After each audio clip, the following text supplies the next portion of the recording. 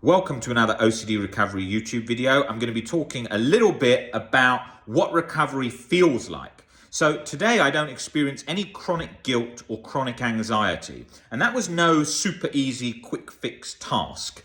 To do that, it took time to change my perspectives, to change my beliefs, to move from the irrational, catastrophized thinking that I had going on for years and years and years, black and white, rigid thinking. That was the main culprit, fueling the catalyst for all these cycles.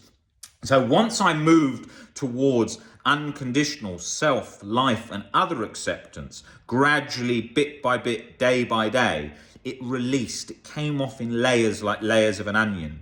And at times I thought I was back at square one, and at times I thought I was never going to get out of this. And through exposures, through breaking down my irrational beliefs gradually, not compulsively, bit by bit by bit, it came down and down. Now I don't experience chronic guilt and anxiety as a sort of lingering 24-hour state, which is what I experienced in the past, where I felt like I was in this cortisol soup 24/7.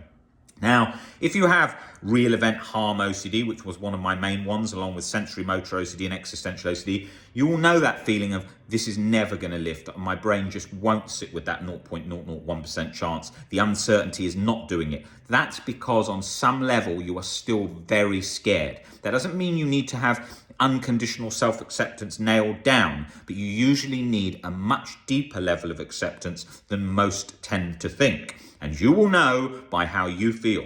When you get to a place where, I can't imagine what's going to trigger me. I'm feeling very robust. I haven't felt anxious for a long time.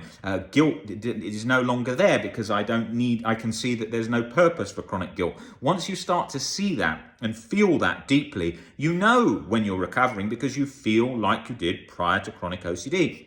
But I can't emphasize enough how that takes work and practice to get there. And it is not a quick fix, and it's going to be tricky because our society tends to be very conditional and have lots of rigid black and white thinking, especially in today's world where it's very much like that. So you need to go along gradually, learning to not catastrophize things, learning to become internally willing to any intrusive thought, any intrusive sensation that comes from anywhere.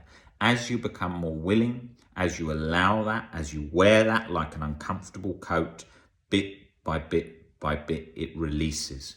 And the most important thing is to remember you can't force acceptance. I tried that many times along the journey. I just need to think like this. This should be sorted now. Why has this not gone like that? And just trying to force, and then trying to dispute irrational beliefs internally, aggressively, to get rid of it like a shield. This was the wrong approach. It's like if you're learning a language like you're trying to learn French. You're not going to try and master and be speaking fluent French in a day. You need to work through it gradually. And as you do that, you'll start to see that the internal framework that OCD used to run on and used to be fueled by is no longer there because it loves rigid, black and white thinking, extreme thinking like that. That's what it loves. I'm a terrible person if. I hate people if they do this, and I could not accept them if. That would be the worst thing in the whole world, and I couldn't stand it about everything pretty much. And that stuff becomes the constant anxiety, constant guilt cycle that so many of us stay stuck in because we do not know that our beliefs are playing such a part. OCD takes orders from beliefs, not from thoughts. You can't kid your brain. You have to see it differently. When your thinking and your beliefs change, then recovery starts to come into play. But you can't just lightly tell yourself stuff like, okay, I accept it. It knows. You can't kid your brain. It's like trying to stick a plaster on a wet wall. It just keeps coming off. It's just an OCD thought. What if it isn't though? What if this is real?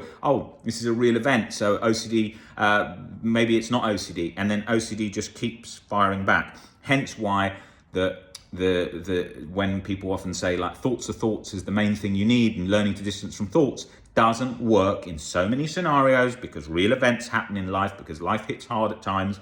Maybe you get a disease, maybe you get an illness, maybe a loved one dies, and you have to deal with that and make peace with that and accept that in reality. You can't just kid yourself and say, oh, it's just an OCD thought. No, because it's reality. It's happening right now. So you need to learn to deal with those situations in life in the best way, in the calmest way, and the best way to handle life's problems. Life is a series of hurdles, and our ability to navigate those hurdles is the key.